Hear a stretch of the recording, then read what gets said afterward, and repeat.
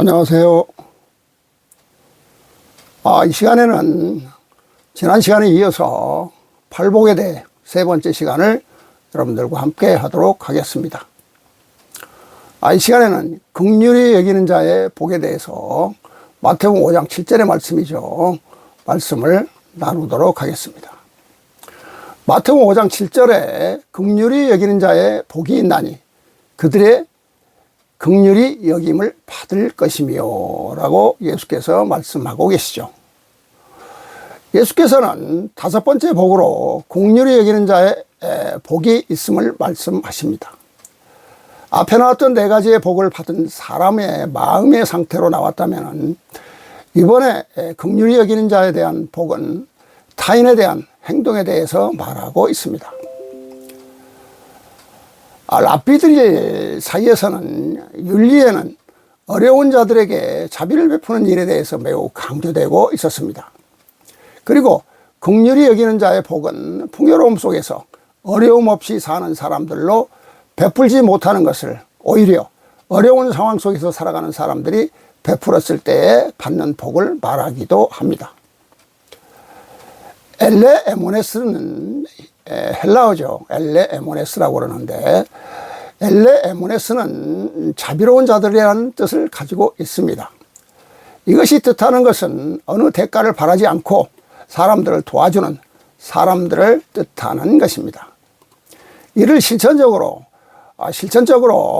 사람들에게 다가가서 자비를 베풀고 선뜻 손을 내밀어 도와주는 행위인데 결국 이는 타인을 위해 하는 행위이며 이는 사랑과도 비슷한 의미를 가지고 있다고 볼 수 있을 것입니다.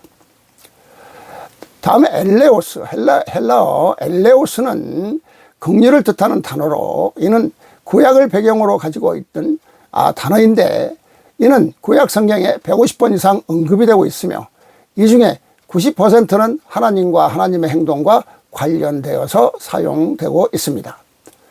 구약에서는 이와 같이 많이 언급되었지만 헬라어에서 즉 신약 성경에서는 총 27번 이 단어가 사용되어지고 있습니다. 성경에서 이 단어가 사용될 때는 크게 세 가지로 설명될 수 있는데 인간이 인간에게 베푸는 자비 또는 긍휼을 나타낼 때 사용됩니다. 이는 다른 사람에게 행하는 선한 행위를 말하는 것과 같은 의미를 갖고 있는데 우리가 이웃에게 선을 행하고 그들을 용서하는 그러한 긍휼을 말할 때 이 단어를 성경에서는 사용하고 있는 것입니다. 그리고 인간에게로 향한 하나님의 긍휼을 나타내는데 하나님은 육체를 가지시고 이 땅에 오신 그리스도를 통해서 사람들에게 긍휼을 베푸시기도 하신다고 신학자들은 말하고 있습니다. 마지막으로 인간에게로 향한 예수님의 긍휼을 나타내기도 합니다. 이는 예수님께서 십자가에 달리사 모든 사람들을 위해서 긍휼함을 베푸시는 것을 보면 엘레오스 단어로 쓰인 헬라어 엘레오스의 단어로 쓰인 긍휼이 신약 성경에서 나타나고 있다고 볼 수 있겠습니다. 신학자 존 메가더는 그의 책에서 긍휼히 여기는 자에 대한 복을 말하고 있는데 예수께서는 내적인 것을 강조하시지만 그렇다고 해서 외적인 부분에 전혀 관심이 없으셨던 것이 아닙니다. 내적으로 바르게 되어 있는 사람은 아름다운 열매를 맺기도 하고 외적으로는 바른 행위를 하게 된다는 것입니다. 예수님께서는 겉으로만 드러나는 착한 행실을 원하시는 것이 아니라 바른 성품에서 나오는 행위를 원하시고 계십니다. 긍휼의 가장 좋은 예로 예수 그리스도를 말하며 그는 가장 긍휼하신 분이라고 말하고 있습니다. 또 예수께서는 어려운 자들에게 먼저 다가가셔서 그들의 어려움을 아시고 그들을 도와주셨습니다. 그냥 겉으로 드러내기 식으로 사람을 도와주었던 것이 아니고 예수님은 진정으로 마음을 다해서 사랑으로 그들을 긍휼히 여기시고 도와주셨던 것입니다. 예수님은 그렇게 사랑으로 긍휼히 여기셨지만 사람들은 긍휼이 많으셨던 예수님을 십자가에 못 박히게 하셨고 또 그는 결국 받지는 못하셨습니다. 아마도 예수께서는 사랑으로 베푸셨지만 이에 대한 대가를 받을 것을 생각하지도 않으셨으리라 여겨집니다. 예수님은 그저 사랑으로 우리를 위해 이 땅에 오셨고 죄 많은 자들을 긍휼히 여기셨기 때문입니다. 그냥 마음으로만 생각하는 긍휼이 아닌 실천적으로 어려운 자들을 긍휼히 여기고 직접적으로 도와주고 채워주는 것까지 해야 하지 않을까 여겨집니다. 존 메가더는 긍휼과 사랑에 관해서 비교하여 사랑의 관계, 긍휼과 사랑의 관계에 대해서 비교하여 말하고 있는데, 사랑은 긍휼보다 크고 긍휼은 용서보다 큰데 사랑은 긍휼을 베푸는 것 외에도 많은 일을 할 수 있기 때문에 더 크다고 할 수 있다고 보고 있습니다.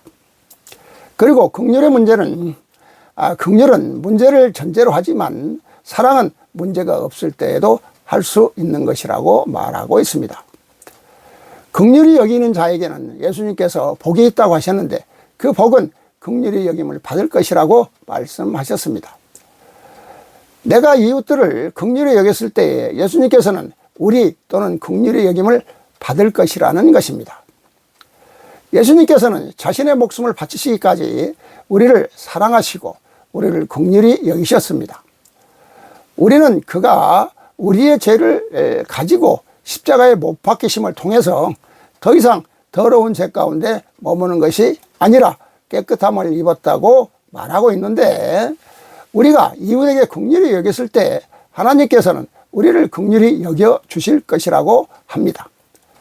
긍휼을 입은 사람은 긍휼을 베풀 것이라고 이렇게 신학자들은 말하고 있는데, 예수는 우리의 죄를 십자가에 짊어지고 가신 것이 아니라 하나님의 뜻대로 행하고자 함으로써, 하나님의 뜻을 이행하고자, 뜻을 따르고자 함으로써 당시 위정자들의 손에 의해 처형당한 것입니다. 우리의 죄는 예수와 아무런 관계도 없습니다. 내 죄는 내가 짊어지고 스스로 속죄의 길을 가야 하는 것입니다. 이에 대해서 새로운 성경 7550번째 말씀을 보면은 긍휼히 여기는 자는 복이 있나니 저희가 긍휼을 받을 것입니다. 긍휼히 여김을 받을 것임이라. 마태복음 5장 7절에 이렇게 말씀을 했으니 너희가 어렵고 힘들고 가난하고 힘들다 하여 그것을 저버리지 아니하고 꿋꿋이 그 길을 갈 때 너희가 그 고통스러운 것만큼 그 은혜를 받음이 여기 있으니 또한 나 자신을 버려야 함이니라. 이렇게 자신을 버리라고 말씀을 하고 있습니다. 즉 새로운 성경에서는 이렇게 말씀을 하고 있다는 것이죠. 다음에 마음이 청결한 자의 복, 마태복음 5장 8절인데요. 마음이 청결한 자는 복이 있나니 그들이 하나님을 볼 것이며, 이렇게 예수께서 마태복음 5장 8절을 통해 말씀하고 있는데, 예수님께서는 이 6번째로 마음이 청결한 자에게 주어지는 복에 대해서 마음의 청결이란 무엇인가, 여기에서는 예수님은 인간의 삶의 핵심 곧 마음으로 나아가고 계십니다. 그리고 이스라엘 가운데에서 마음이 청결하거나 더럽혀지지 않는 사람들을 말할 때에는 하나님만 자신의 도움이자 상급인 것을 깨달은 이들을 말할 때 마음이 청결한 자라고 말하고 있습니다. 마음을 가리키는 단어는 헬라어로 카르디아라고 하는데, 이 카르디아는 심령을 표현하는 푸뉴마와는 구별이 되는 말로 전 인격을 가리키는 말로 생각과 느낌, 뜻의 좌소인 희노애락의 원천을 지칭하고 있습니다. 그리고 마음을 이어서 청결하다는 것을 가리키는 단어인 카타로스는 헬라어 카타로스를 말합니다. 카타로스는 대부분의 경우에서는 의식상의 청결, 즉 먹을 수 있는 종류의 음식과 동물을 기술하고 사용되고 있는데, 여기서 나타나는 청결은 의식상에서의 씻음과 의식의 법을 지키는 것으로부터 오는 것입니다. 마음이 청결하다는 것은 어떤 사람의 마음의 중심, 곧 생각과 동기가 깨끗하다는 뜻을 가지고 있습니다. 그리고 사람의 마음이 욕심이라는 생각으로 인해서 물들지 않고 깨끗한 마음과 생각을 갖고 있을 때에는 하나님과 올바른 관계를 가능할 수 있다는 뜻을 가지고 있기도 합니다. 청결하다는 것은 여러 가지 의미를 담고 있지만 기본적으로는 깨끗함과 순수한 것을 뜻함을 알 수가 있죠. 신학자 존 메가더는 마음의 청결에 대해서 굉장히 중요하게 보고 있는데, 그는 이 8절에 8절을 갖다가 가지고 영적 진리의 중심이라고 말하고 있습니다. 왜냐하면 당시 유대인들은 율법을 지키는 것에 대해서 굉장히 엄격했습니다. 그리고 율법을 지키지 않았을 경우에는 하나님 나라에도 들어갈 수 없다고 생각했습니다. 그래서 많은 사람들이 좌절하며 죄책감에 시달리고 있었습니다. 그런데 그러한 상황 속에서 예수께서는 마음이 청결한 자에게는 복이 있다고 말씀하신 것입니다. 이는 애적인 깨끗함을 가진 사람이 복이 있다는 것이 아니라는 것입니다. 어찌 보면 그 당시의 시대적 배경과도 반대되고 유대인들이 주장하는 바와는 반대되는 의견이 될 것입니다.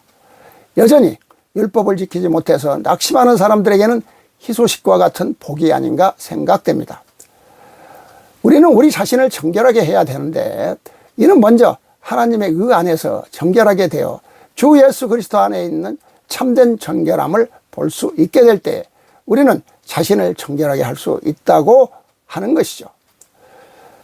하나님께서 우리를 정결하게 하시는 분이지만 우리도 자의지적으로 하나님 앞에서 정결하기 위해서 힘써야 합니다. 그러할 때 하나님께서는 우리의 존재를 가득 채우며 우리에게 자기 자신을 드러내는 분임을 알게 될 것이라고 학자들은 말하고 있죠. 마음이 청결한 것에 대해서는 단순히 마음이 깨끗한 것뿐만 아니라 한 걸음 더 나아가서 행동과 그 행동의 동기를 이루는 마음 상태가 일치된 상태가 요구되기도 합니다. 우리의 마음에 하나님이 아닌 다른 것을 마음에 둔다는 것은 곧 정결한 마음으로 볼 수 없다는 뜻이 아닐까 생각됩니다. 겉으로는 하나님만 바라고 하나님만 의지하는 마음을 갖고 있는 것 같아 보일지라도 만약에 우리의 마음이 실제로 그렇지 않다면 우리는 결코 하나님 보실 때에는 정결한 마음을 소유한 자가 되지 못하는 것입니다.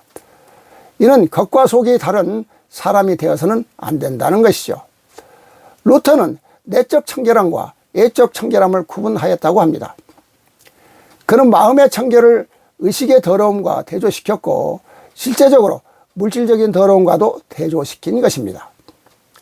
내적으로는 도덕적인 부분을 강조하는데 이는 애적이고 의식적인 것과 육체적인 것과 대조되는지 마음의 의를 요구하는 산상수훈의 전체적인 내용과 일맥상통한다고 보고 있는 것입니다. 마음이 깨끗한 자는 하나님과의 관계에서도 깨끗할 뿐더러 사람들과의 관계에서도 깨끗할 것입니다. 결국 이러한 사람은 겉과 속이 다르지 않다는 것이죠. 예수께서는 마음이 청결한 자에게는 그들이 하나님을 볼 것이라고 말씀하고 계시는데 헬라어 옵선타이는 여러 가지의 뜻을 가지고 있는데 이는 보다, 방문하다, 관찰하다, 참 하나님의 지혜에 도달하다, 직접 하나님의 면전에 나아가다라는 뜻의 동사 오라오의 동사를 가지고 있습니다. 이는 미래 직설법 3인칭 복수로 쓰여지고 있는데 이는 그들이 볼 것이다라고 해석할 수 있는 것입니다. 그렇기에 이는 그들이 직접적으로 하나님을 보게 될 것이고 또 마음을 청결하게 하는 변함없는 헌신은 그들이 가장 바라는 위대한 소망으로 보상될 것입니다. 마음이 청결한 자에게 주어지는 보상은 바로 하나님을 보게 되는 것인데 하나님을 볼 것이라는 말은 다시금 종말론적인 의미를 시사하기도 한다고 신학자들은 말하고 있죠. 존 메가더는 청결함을 5가지로 나누어서 보고 있는데 이는 근본적으로 청결한 것으로 이는 하나님께만 있는 것이라고 말하고 하나님께서 창조하신 창조된 청결을 말하는데 천사와 인간을 청결하게 창조하셨지만 둘 다 타락했다고 말하고 있습니다. 그리고 궁극적으로 하나님의 모든 백성들이 청결해질 것이라는 궁극적인 청결, 그리스도를 통해서 우리가 받게 된 신분적인 청결과 살아있는 청결을 말하는 실제적인 청결까지 총 5개로 청결에 대해서 나누고 있습니다. 결국에는 하나님은 우리를 청결하게 하시는 분이시라는 것을 그가 말하고 있죠. 이 청결한 마음은 우리 스스로가 할 수 있는 것이 아니고 오직 예수 그리스도의 피를 통해서만 청결해 줄 수 있다고 신학자들은 말하고 있는데 과연 이것이 맞는 말씀인지 다시 말씀을 드리고자 합니다. 마음의 청결에 대해서는 대부분 학자들이 비슷하게 생각을 하고 있지만 그 뒤에 뒤따르는 복인 하나님을 볼 것에 대한 복은 각자 조금씩 다른 소견을 가지고 해석을 하고 있습니다. 그러나 대부분의 해석으로는 현재는 하나님을 믿음의 눈으로 보지만 결국 하나님 나라에서나 종말의 때에는 그분을 볼 것이라는 해석으로 나아가고 있음을 알 수가 있습니다. 마음의 청결을 깨끗하게 하고 싶다고 해서 되는 것이 아니며 이는 하나님을 통해서만 가능하다고 하는데, 왜냐하면 우리의 마음은 원래가 깨끗하지 못한 마음을 가지고 태어났기 때문이라고 신학자들은 말하고 있습니다. 그러나 이러한 해석은 너무도 잘못된 해석입니다. 인간은 태어날 때에는 너무도 순수하고 깨끗한 죄 없는 상태로 태어나지만 성장하면서 욕심에 의한 스스로의 죄를 짓는 것으로 스스로 죄값을 치러야지, 예수께서 십자가에 우리 죄를 다 지고 짊어지고 가셨다는 것은 너무도 거리가 먼, 앞뒤가 맞지 않는 말씀이라고, 성경 해석을 잘못하는 것이라고 생각할 수가 있겠습니다. 그래서 인간은 자기가 스스로 지은 죄값을 치러야 된다고 새로운 성경은 말하고 있는 것입니다. 자, 새로운 성경 4869번째, 4869번째 말씀을 보면은요, 21절부터 보면, 내가 나의 아들 예수를 통하여 성경에 기록하여 전하기를 마음이 청결한 자는 복이 있나니 저희가 나 여호와를 볼 것이며 화평케 하는 자는 복이 있나니 저희가 하나님의 아들이라 일컬음을 받을 것이라고 는 대목이 있으니, 이는 오로지 지금 새로운 성경인 나의 법전이 내려가 이를 보고 배우고 따르는 백성 너희들을 깨우치며 너희들을 위하여 내가 내린 성경의 가르침이니 또 예언서임을 너희들은 알아야 할 것이니라. 너희는 알라. 재물을 거둬들이며 재물을 모으기에 혈안이 된 그 종교 집단들이 과연 청결한 것인가? 너희들의 모든 설교요 나의 복음을 전한다 하면서도 결론은 재물을 바치는 그와 같은 역사의 길로 매듭짓는 것이 수천 년 동안 흘러온 방법이니라. 수단과 방법을 가리지 아니하고 재물을 많이 바치는 자가 구원을 얻는다 그리 말하는 것이며, 재물을 긁어 모으는데 혈안이 된 그와 같은 종교 집단이 과연 청결한 집단이던가? 지금 나의 아들이 너희들에게 전하기를 내 부모에게 공경함을 다하라. 너희들이 나의 성전이요 나의 아들에게 재물을 바치고자 하며 나의 성전을 아름답게 빛내고자 한다면 너희들은 바치기 전에 너희 부모에게 먼저 그 재물을 10번 바친 다음에 11번째 가서 나 여호와를 생각하며 나의 성전을 생각하라. 이리 가르치는 그와 과연 어떤 것이 청결하며 어떠한 것이 깨끗한 자가 가는 길인가? 너희들은 이를 깨달아 봐야 할 것이니라. 이러한 관계도 너희들이 모르고 있음이니 이를 보고 너희들이 깨우쳐 어떤 것이 진정 깨끗하고 청결한 종교 지도자요 어떠한 것이 혼탁하고 썩은 종교 집단인가 너희들은 알아야 할 것이니라. 나의 아들이 그리 말하느니라. 너희들이 아무리 많은 재물을 바친다 하여도 나 여호와는 그 재물과 관계없으며 그 재물에 의해서는 나 여호와가 너희들을 평가하며 너희들을 사랑하는 척도를 재지 아니한다. 그리 나의 아들을 통하여 내가 전함이니라. 너희들이 떨어지는 낙엽 하나를 주어 나에게 바친다 하여도 너희들이 떨어진 낙엽을 바치는 그 정성이 얼마나 소중하며 너희들의 마음자리가 어떠냐, 얼마나 곱고 아름다우며 얼마나 나의 뜻에 따라 순종하느냐 하는 그 마음이 더 소중하며 그 정성이 너희들이 천만금을 바친 것보다 더 소중한 것이 나 여호와라 하였음이니라. 또 새로운 성경 7550번째 마음이 청결한 자는 복이 있나니 라는 말씀을 또 다시 한번 하나님께서는 지금 하고 계시는데요. 내가 너희들에게 뭐라 말하였느냐? 너희 자신이 죄를 짓고 안 짓고 착하고 선하고 악한 것은 너희 자신이 다 잘 안다 하였으니 너희가 악습 하나하나를 버려 천사와 같은 그 마음으로 되었을 때 깨끗한 하얀 눈보다도 더 하얘졌을 때 내 음성을 들으며 나를 볼 수 있으며 나를 만질 수 있다 하였음이니 이것이 바로 너희 자신을 버리고 살아가는 마음이 아니면 절대 역사할 수 없음이니라. 제 앞에 큰 것을, 제 앞에 더 아름다운 것을, 더 좋은 것을 놓고자 하는 그 욕심의 공장을 뽑아내지 아니하면 청결한 마음이 될 수가 없음이니 이는 천사와 같이 될 수 없음을 너희는 알아야 할 것이니라. 이렇게 말씀하고 있고요. 또 8574번째 청결한 자는 복이 있나니에 대해서 또 다음과 같이 말씀을 하고 계십니다. 5절부터 보면은요, 그와 같이 마음이 청결하고 깨끗하게 사는 자는 만복을 모두 다 받을 수 있는 것이라 내가 너희들에게 깨우쳐주고 전한 의미가 아니더냐. 그러니 오늘의 그 믿음을 가는 백성들, 과연 너희들은 어찌 나에게 오르고자 하는가? 너희들이 청결한 마음이요 깨끗한 마음이요 천사와 같은 마음으로서 거듭나는 그와 같은 삶으로 모두를 다 이룰 수 있거늘 너희들은 나의 아들 예수를 찾기만 하면 하늘의 재물을 그득히 쌓아놓는 그와 같은 것으로서 구원을 받는다. 그리 가르침이니 정녕 너희들이 나의 뜻에 따라 역사하는 백성이더냐. 나는 성경에 기록하여 너희들에게 청결한 자, 곧 마음이 깨끗한 자는 모든 은혜와 복을 받을 수 있다 하였거늘 너희들은 재물을 바치며 나의 아들 예수를 구세주라 부르면 구원을 받는다는 그와 같은 믿음으로 감이니라. 나는 또한 나의 아들이 무엇라 성서에 기록하여 전하도록 하였느냐.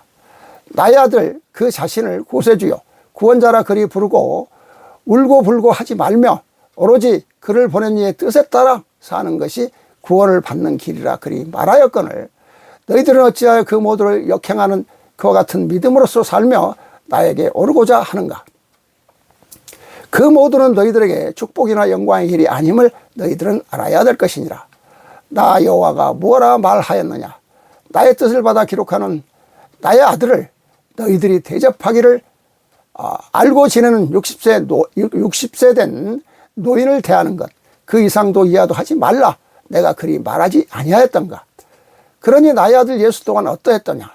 그 이상의 대우를 받고자 하며 오늘의 종교 집단의 지도자처럼 제왕적인 자리를 지키고자 하며 제왕적인 자세를 지키고자 하였더냐. 그런 나 여호와에게 너희들은 무엇라 말하느냐. 하늘의 재물을 바치고 모두를 쌓아놓는 것이 나에게 은혜를 받는 것이라 그리하고 있음이니라. 나는 두 아들을 가르쳐 세상에 내보내기를 너희들이 남으로부터 대우를 받지 말며 내 나이에 걸맞은 그와 같은 인간관계의 대우를 받는 것 외에는 어떠한 것도 허용하지 아니한다 가르친 것이 나 여호와요 또 너희들의 아버지라 말하는 창조주이니라. 그러니 내가 나의 아들들에게 그리 가르치면서 나는 그와 같이 받아들이고 거둬들이는 일을 하는 자라고 너희들이 그리 말하는가. 이것이 오늘의 나를 경배하고 나를 믿으며 나를 찾는 자들이 하는 짓이요 나로부터 선택된 명받은 종교 지도자라 하는 자들이 하고 있는 행위임을 너희들은 알아야 할 것이니라. 인간 세상에 부모도 자식을 가르침에 있어서 그것은 해서는 아니 되는 것이며 이와 같이 살라 하면서 그 자식 앞에 그와 같은 행위를 하는 부모가 과연 있다고 너희들은 생각하는가. 개중에는 한두 사람의 실수하는 자가 있을지언정 잘못된 것을 바로잡도록 가르치는 그 어버이가 자식 앞에서 그와 같은 잘못된 짓을 하지는 아니할 것이니라. 더욱이 창조주여 모두를 다 내려보낸다 여호와가 무엇이 필요하며 무엇을 거둬들일 것이 있다 생각하느냐.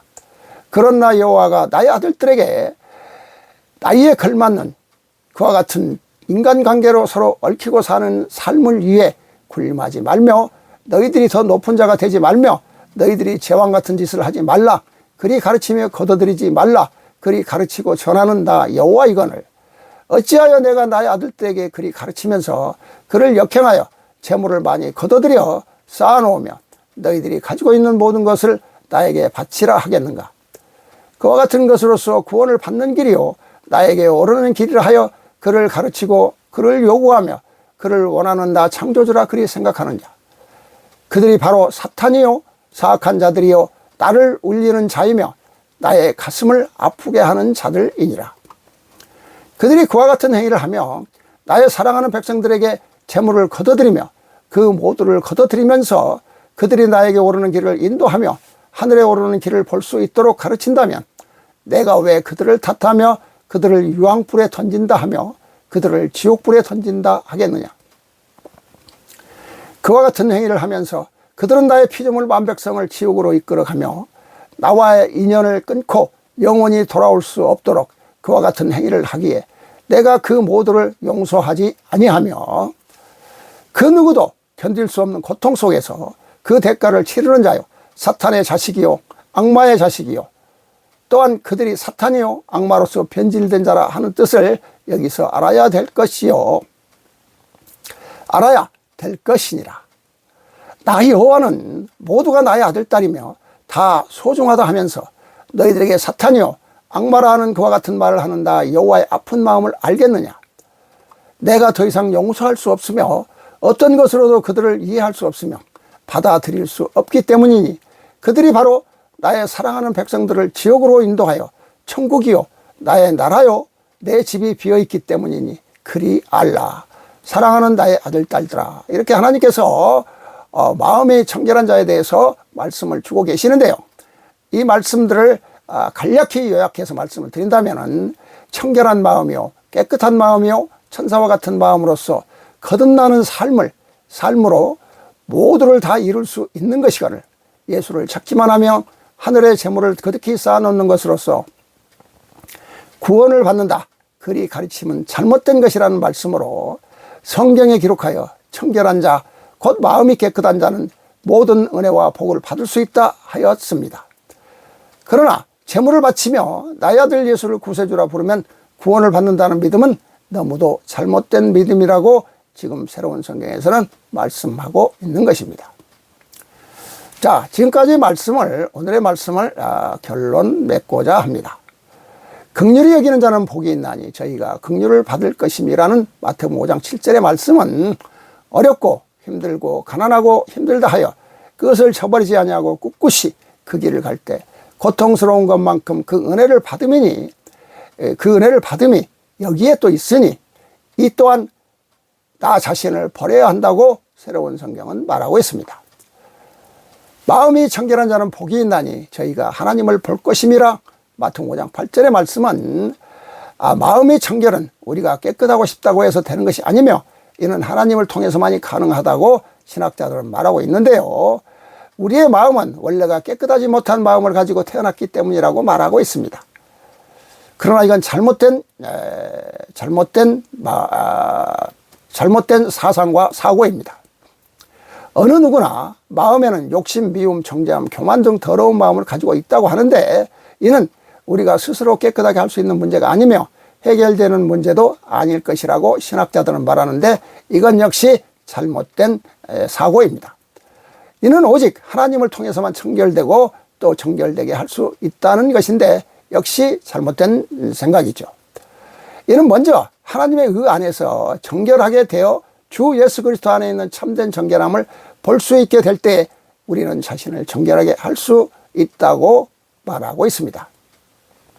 그렇다고 우리는 스스로 깨끗할 수가 없다고 낙심하고 있을 수도 없으며 또 우리의 노력 또한 필요하다고 말하고 있는데 우리가 열린 마음으로 주님을 응시하도록 스스로 훈련을 시킨다면 우리는 언젠가 아름다운 지고의 비전을 인식할 수 있게 될 것이라고 신학을 연구하는 신학자들은 말하고 있습니다.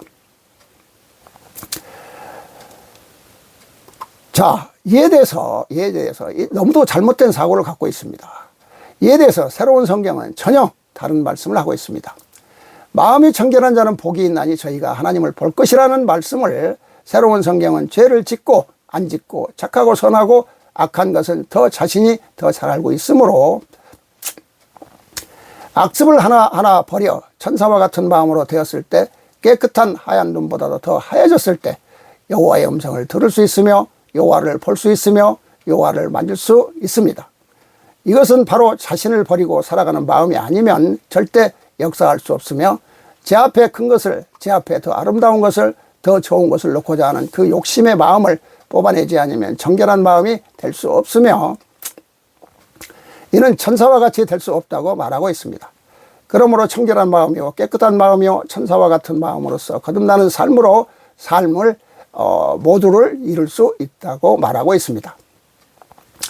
예수님의 의로 예수의 정결한 피로 청결한 마음이 된다는 것은 너무 맹랑한 주장이며 자신이 스스로 정결케 되도록 최선의 노력을 해야 하며 또 예수를 찾으며 하늘의 재물을 그득히 쌓아놓는 것으로서 구원을 받는다고 가르치는 건 역시 여호와의 뜻에 따라 역사하는 것이 아니라고 새로운 성경은 말하고 있습니다.